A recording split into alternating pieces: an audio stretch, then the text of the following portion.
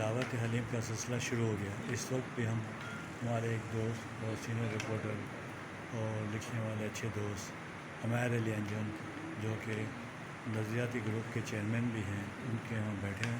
ان کے یہاں دعوت علم کا پروگرام تھا، جس میں نامی گرامی صحافی اور بیوروکریٹس اور اس کے علاوہ علاقے کے معززین نے بڑی تعداد میں شرکت کی۔ ایسا لگ رہا تھا کہ ایک پورا سیلاب امڑ آیا ہے۔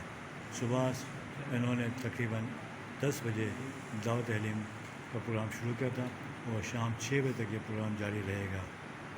امید ہے دوست اس کو ضرور انجوائے کریں گے اور پسند کریں گے۔ رپورٹر اکبر علی ساجوانی۔